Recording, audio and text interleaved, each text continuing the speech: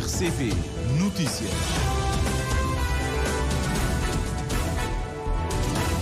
Treze horas em Cabo Verde. Já vamos dar início ao Jornal da Tarde na RCV, a começar com os destaques. Diretora clínica do Hospital Batista de Souza confirma a morte por hemorragia de um indivíduo de cerca de 44 anos que deu entrada ontem de manhã nesse hospital na sequência de um tiroteio ocorrido na cidade do Mindelo. Ilha do Sal vai contar ainda este ano com um tribunal comercial, anúncio feito hoje pela Ministra da Justiça. A plataforma Unir e Resgatar, o NTCCS, mostra-se preocupada com o primeiro leilão de depósito a prazo realizado recentemente pelo INPS e questiona se terá havido ou não tráfico de influência em relação ao processo. A Seleção Nacional de Futebol já se encontra na Tunísia, onde realiza quarta-feira o único jogo de preparação frente à seleção tunisina. Papa Francisco pede fim dos ataques a civis nos conflitos mundiais, incluindo em Gaza e na Ucrânia, sublinhando que tais atos são crimes de guerra, apelando ainda ao fim das perseguições aos cristãos. A ONU apela ajuda urgente para 25 milhões de pessoas no Sudão.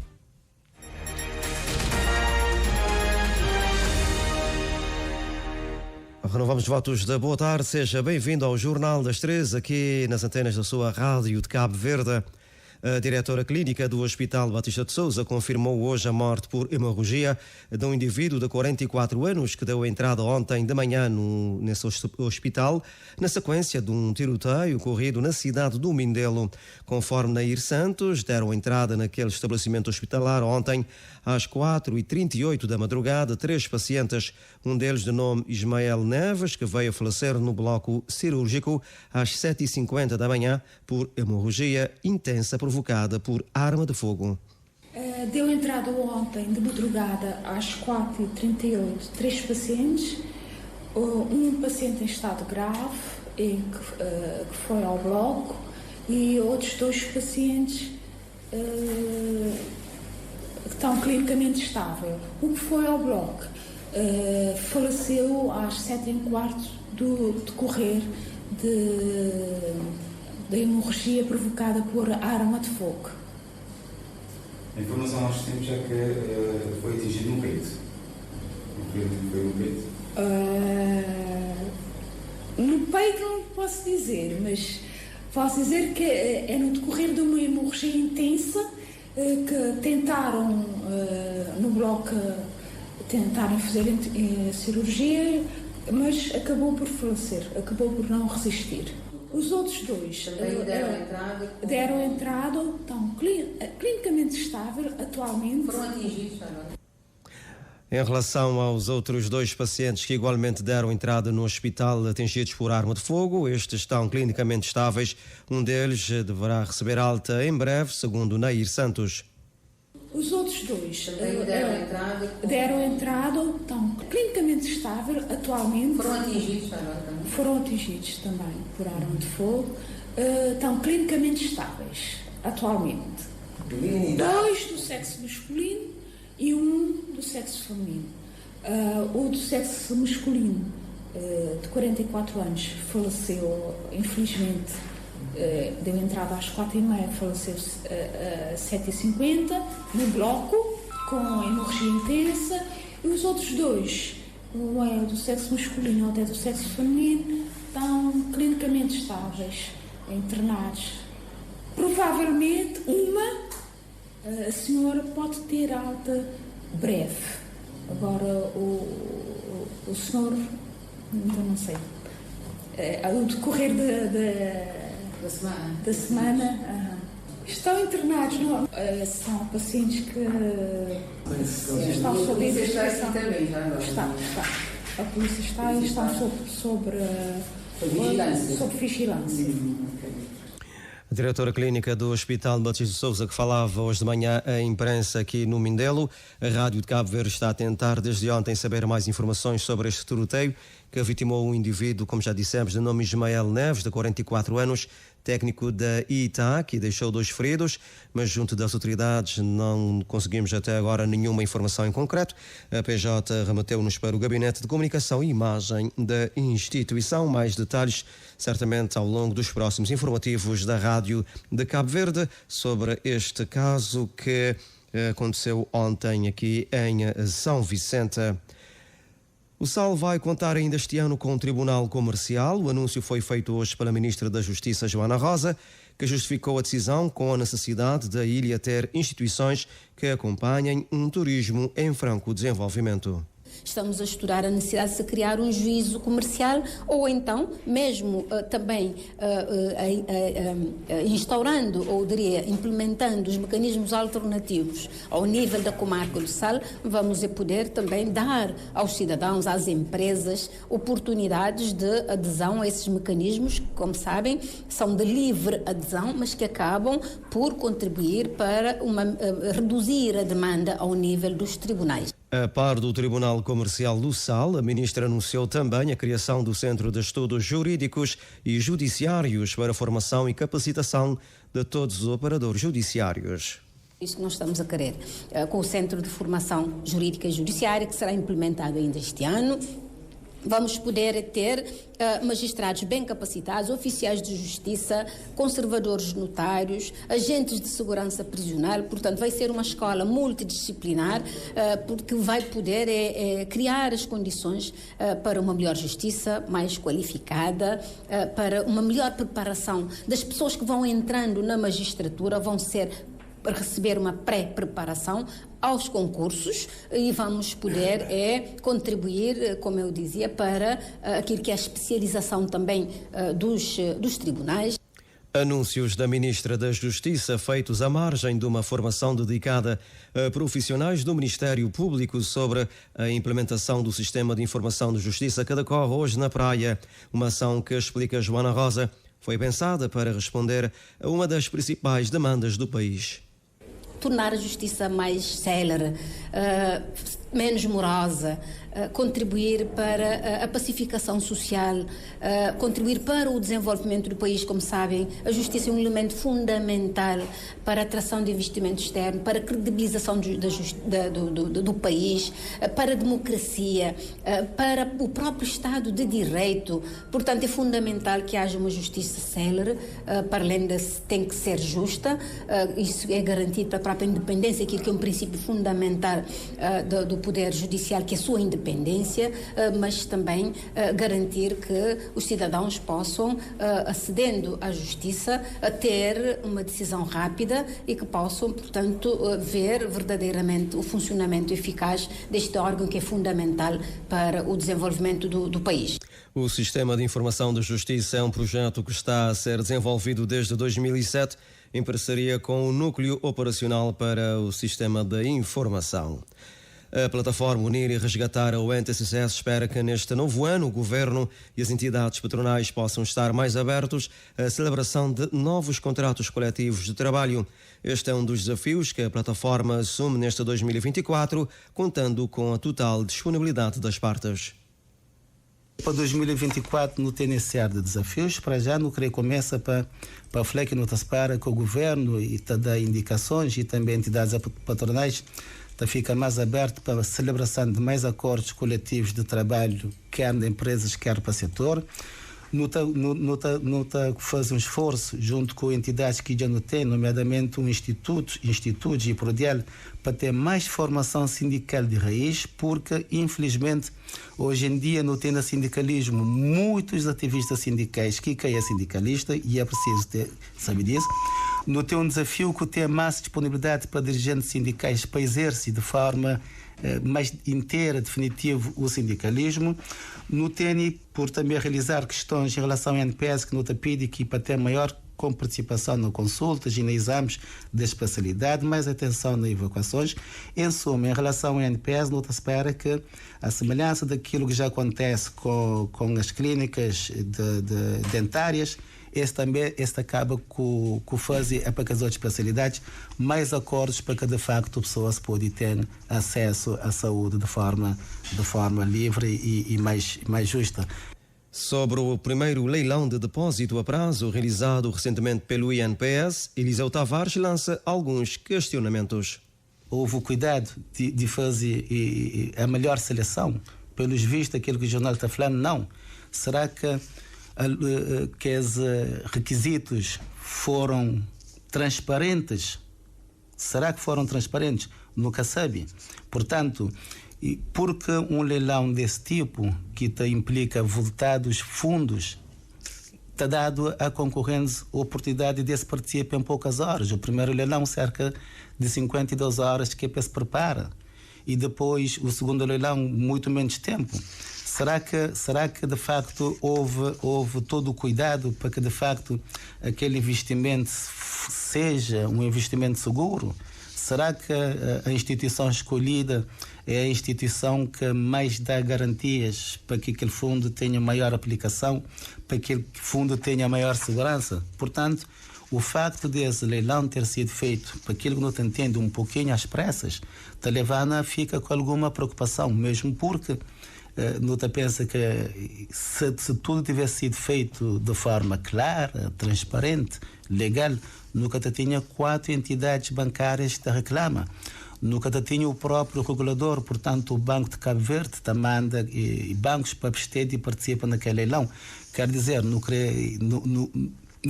te apoia que os fundos devem ser aplicados, bem aplicados, mas mediante regras claras, regras transparentes, onde que concorrentes estão em igualdade de circunstâncias. Será que teve tráfico de influência? Questões sem nenhuma resposta da parte do INPS, como diz o sindicalista. E mais, será que é uma decisão do Conselho Diretivo do INPS? Por quê? Porque ele é uma matéria em que o Conselho Diretivo, que é um órgão tripartido, não é? E devia ser uma matéria que devia passar primeiro pelo crivo do Conselho Diretivo. Não te espera que passa. Lá os trabalhadores também estão representados. Está lá representada a entidade empregadora, está lá representado o governo, de modo que não tem sérias preocupações em relação a esse leilão. Questões às quais aguarda-se uma melhor resposta da parte do NPS, como realça o coordenador da plataforma Unir e Resgatar, o NTCS, que falava hoje à opinião pública da Rádio de Cabo Verde. O MPD desafia o PICV a apresentar provas de que existem desvios de fundos e adulteração no orçamento de 2021. Esta é a reação do MPD às declarações do PICV de que houve adulteração nos mapas. O secretário-geral do MPD falava esta manhã em conferência de imprensa na cidade da Praia. Luís Carlos Silva pede que o PICV apresente as provas à Procuradoria e ao Ministério Público, Ailson Martins. O secretário-geral do MPD avança que o ano de 2021 foi um ano de muitas incertezas e, durante a execução do Orçamento de Estado de 2021, foi necessário fazer um orçamento retificativo. Para adaptar o orçamento à nova realidade, a realidade que nós íamos descobrindo. Portanto, é falso que existem diferenças nos mapas ou que exista alguma falsificação dos mapas e, consequentemente, do orçamento, pelo que nós devolvemos a bola ao PICV. Se o PICV entende que existem dados, factos, que indiciem desvios de fundos, adulteração do orçamento, o PICV tem, pelo menos, que partilhar essas provas com a população cabo-verdiana e tem a obrigação de apresentar esses factos à Procuradoria ou ao Ministério Público. Luís Carlos Silva sublinha ainda que o PICV utiliza os dados do orçamento retificativo para projetar uma narrativa de desvios irregulares. Facto que o PICV não só finge não ver, como utiliza para a desinformação, utilizando os dados do retificativo para comparar com o orçamento inicial e assim poderem projetar a narrativa de desvios e de irregularidades. O PICV sabe que o orçamento inicial aprovado era de 77,89 milhões de contos, mas o retificativo foi de 74,8 milhões de contos. Portanto, não existe qualquer desvio nos valores. O secretário-geral do MPD, Luís Castro Silva, diz que o PICV só tira para o espaço público os números, mas pede que compartilhe os dados e que seja consequente em assumir a responsabilidade de fiscalizar e apresentar as provas. Os tradicionais cumprimentos de Ano Novo ao Presidente da República começaram a ser apresentados hoje. O Presidente da Assembleia Nacional, Austin Correia, foi o primeiro. A procura de entendimento para a eleição dos órgãos externos ao Parlamento, a revisão do Código Eleitoral, a reforma do Parlamento e a criação de uma Comissão de Ética e Transparência Parlamentar são algumas das preocupações. Ednea Barros.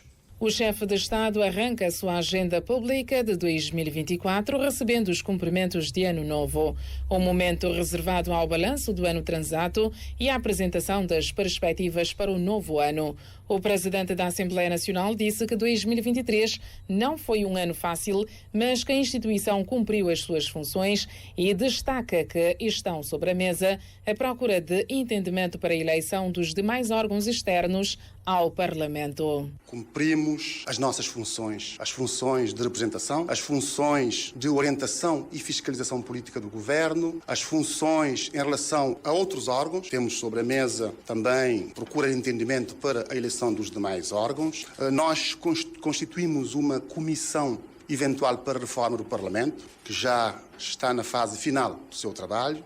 Talvez na segunda sessão plenária do mês de janeiro nós iremos analisar e avaliar o relatório dessa Comissão Parlamentar de Reforma do Parlamento e, creio, pela primeira vez conseguimos aprovar o Orçamento do Estado no mês de novembro, que é um passo muito importante para também permitir à Sua Excelência o Presidente da República, pelo menos, ter mais tempo para poder debruçar sobre esse importante instrumento.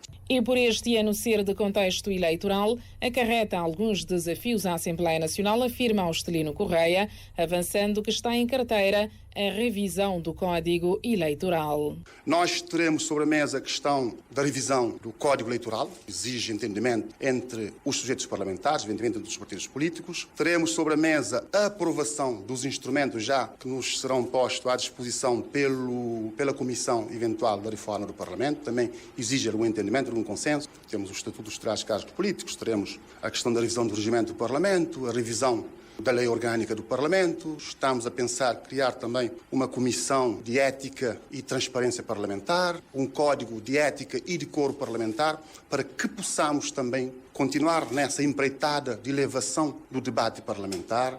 José Maria Neves ressalta as boas relações entre o Parlamento e a Presidência da República e diz que deve-se trabalhar para o seu fortalecimento. Para 2024, José Maria Neves diz esperar que seja concluída a eleição dos órgãos externos ao Parlamento e apela à elevação do debate político. Sabemos das tensões que resultam dos períodos eleitorais, mas os fins não justificam os meios. Temos de continuar a fazer tudo para que o debate em torno das próximas eleições autárquicas seja efetivamente um debate elevado. Também espero que neste ano de 2024 possamos concluir a eleição dos órgãos externos ao Parlamento. Todos os órgãos importantes na regulação de domínios sensíveis da vida política nacional. Os cumprimentos de Ano Novo, que serão apresentados ao longo de toda a semana, frisou o mais alto magistrado da nação, é uma forma de reafirmar a sua abertura ao diálogo, com vista a promover boas relações entre os órgãos de soberania e as instituições do Estado. Governo de Cabo Verde apresenta projeto do Fundo Climático aos parceiros, missões diplomáticas e organizações regionais. O Fundo Climático e Ambiental insere-se na estratégia de desenvolvimento sustentável traçada pelo Governo e é, antes de mais, um mecanismo para a captação de investimentos para projetos climáticos e ambientais, conforme declarou à imprensa o Ministro da Agricultura e Ambiente, Gilberto Silva, um dos responsáveis pela apresentação do projeto. Um instrumento que permite não só mobilizar mais recursos, mas vai ajudar a optimizar os esforços do país na mobilização de recursos, na sua eficiente utilização para a governança e para a ação climática em Cabo Verde. Faz parte de um conjunto bem maior de instrumentos que permitem consolidar a governança climática no país. Nós também estamos a trabalhar na proposta que irá ser submetida ao Parlamento da Lei do Clima. Vamos aprovar o quadro da governança climática, que incluirá, com certeza, uma instituição de coordenação das questões climáticas. Nós partilhamos as nossas principais ideias com os nossos parceiros internacionais. Vamos obter os parceiros de instituições, mas também as opiniões dos parceiros, consolidar a nossa proposta, aprovar em Conselho de Ministros e depois submeter ao Parlamento. Estamos a pensar que, até março, final de março de 2024, estaremos em condições de criar oficialmente, portanto, o Fundo Climático e Ambiental. Gilberto Silva explica quem pode concorrer aos financiamentos. São instituições públicas, instituições privadas, organismos da sociedade civil, portanto, organizações da sociedade civil e também da academia, muito importante, porque estamos a falar do clima, envolve também tudo o que tem a ver com a formação, a investigação. Áreas, tudo o que tem a ver com a mitigação, acima de tudo, a adaptação às mudanças climáticas, e isto mexe naturalmente com a economia verde, a economia azul. Estamos a falar da conservação da natureza, tudo o que tem a ver com a boa gestão dos recursos hídricos, a questão da água, a questão da eficiência hídrica e eficiência energética. A apresentação do Fundo Climático e Ambiental de Cabo Verde esteve a cargo do vice-primeiro-ministro e ministro das Finanças, Olavo Correia, na presença dos ministros dos Negócios Estrangeiros, Cooperação e Integração Regional, da Agricultura, Comércio e Energia, e decorreu hoje na sala de conferências do Ministério das Finanças. A Seleção Nacional de Futebol já se encontra na Tunísia, onde vai fazer o único jogo de preparação diante da seleção tunisina. Os Tubarões Azuis realizaram ontem mais um treino, agora já em solo tunisino. O jogo amigável será na quarta-feira. Cabo Verde está no grupo B, com as seleções do Egito, Gana e Moçambique. A CAN começa no dia 13 de janeiro e logo no dia seguinte joga a Seleção Nacional. O primeiro duelo é com o Gana, depois no dia 19 os Tubarões Azuis medem forças com Moçambique e fecha a fase de grupos no dia 22 de janeiro, enfrentando o Egito.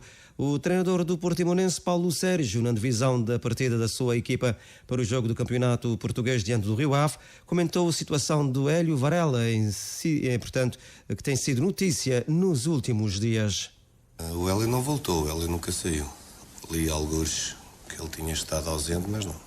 As coisas não foram tratadas dessa maneira. O Hélio esteve sempre aqui connosco.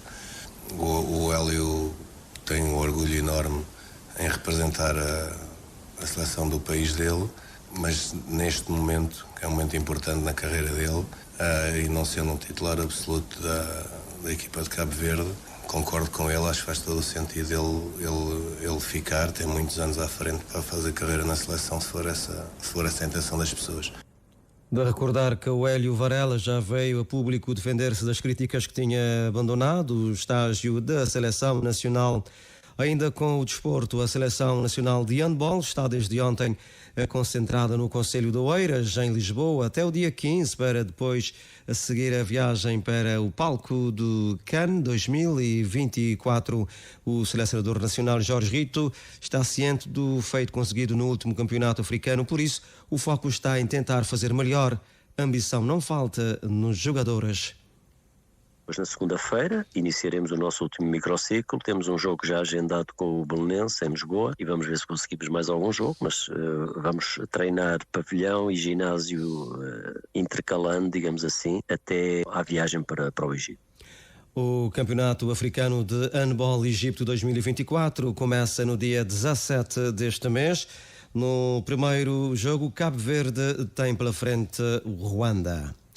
13h24, é o Jornal da Tarde da sua RCV. O diretor-geral da Organização Mundial da Saúde, OMS, inicia quarta-feira, 10 de janeiro, uma visita de 3 dias a Cabo Verde. A ministra da Saúde considera que esta visita tem natureza histórica, tanto mais que é a primeira que um diretor-geral da OMS realiza Cabo Verde. Além disso, argumenta a Filomena Gonçalves, é um reconhecimento pelos indicadores de saúde em Cabo Verde.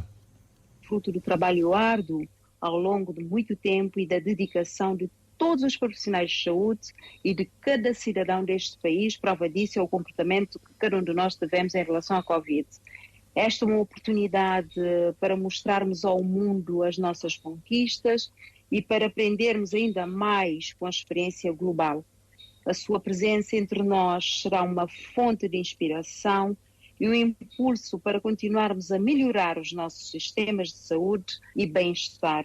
Aguardamos com muita expectativa esta visita histórica e temos a certeza de que será um momento de grande aprendizagem e celebração para todos nós. A Ministra da Saúde admite que há vários dossiês que podem justificar a visita do Diretor-Geral da OMS a Cabo Verde, desde logo o aguardado certificado de país livre de paludismo, o fim da transmissão vertical do VIH-Sida de mãe para filho, os planos de Cabo Verde para a eliminação total da SIDA em 2030 e da tuberculose em 2035.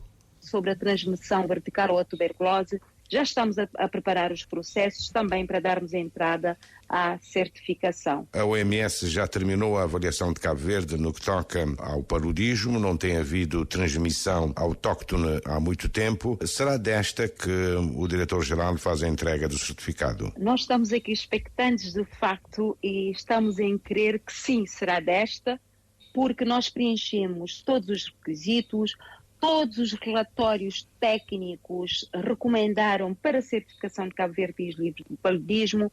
Estamos a fazer um esforço enorme e nós estamos muito expectantes, estamos em crer que será desta e todo o país sairá a ganhar.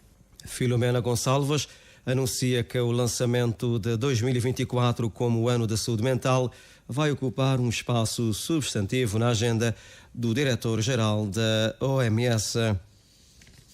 Estamos a caminhar para a reta final deste Jornal das 13. O Papa pediu o fim dos ataques a civis nos conflitos mundiais, incluindo em Gaza e na Ucrânia, sublinhando que tais atos são crimes de guerra, apelando ainda ao fim das perseguições aos cristãos.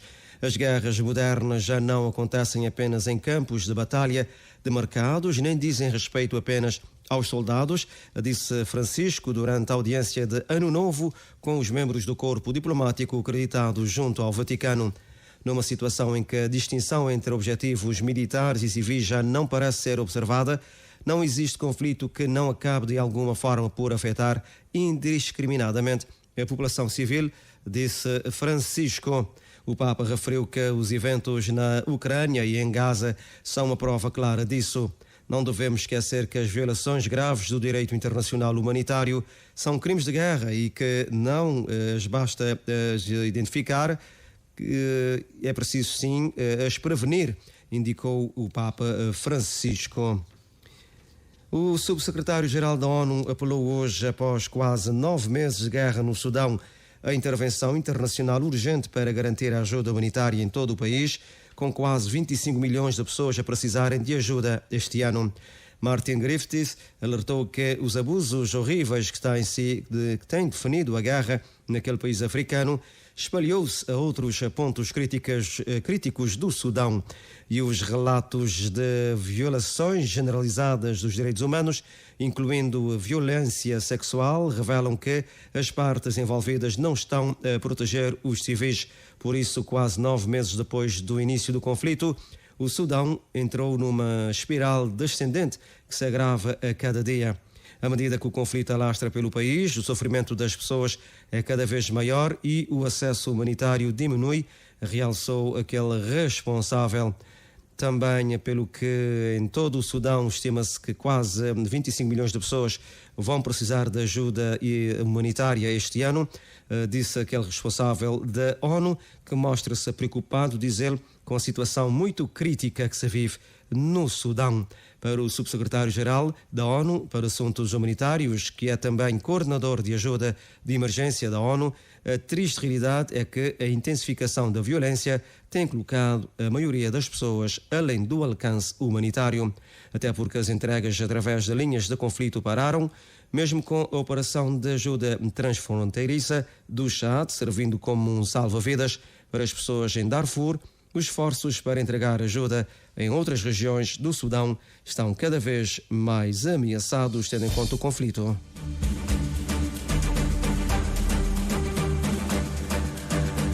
13h30 é o término deste Jornal da Tarde. Recordando aqui linhas de força desta edição.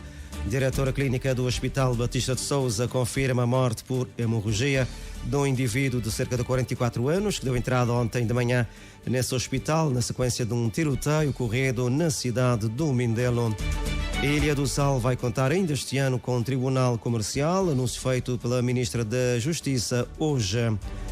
A plataforma Unir e Resgatar o NTCS mostra-se preocupada com o primeiro leilão de depósito a prazo realizado recentemente pelo INPS e questiona se terá havido ou não tráfico de influência em relação ao processo. São dúvidas às quais espera-se uma resposta do INPS. A seleção cabo-verdiana de futebol já se encontra na Tunísia, onde realiza quarta-feira o único jogo de preparação frente à seleção tunisina. O diretor-geral da OMS inicia quarta-feira visita de 3 dias a Cabo Verde. Papa Francisco pede fim dos ataques a civis nos conflitos mundiais, incluindo em Gaza e na Ucrânia, sublinhando que tais atos são crimes de guerra, apelando ainda ao fim das perseguições aos cristãos. Nações Unidas apelam ajuda urgente para 25 milhões de pessoas no Sudão, país que vive uma situação muito crítica, conforme apela a ONU. É preciso mais esforço para ajudar aqueles que mais passam por dificuldades neste momento no Sudão. O Adão de Brito e o Daniel Cunha são os homens que asseguraram a parte técnica, Orlando Lima na comunicação, mas toda uma vasta equipa trabalha para si. Boa tarde, fique bem com a sua Rádio de Cabo Verde. Boa semana.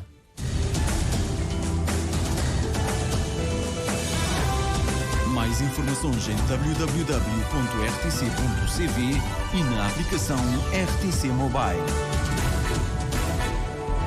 RCV, o rigor da notícia e o melhor da informação a cada hora.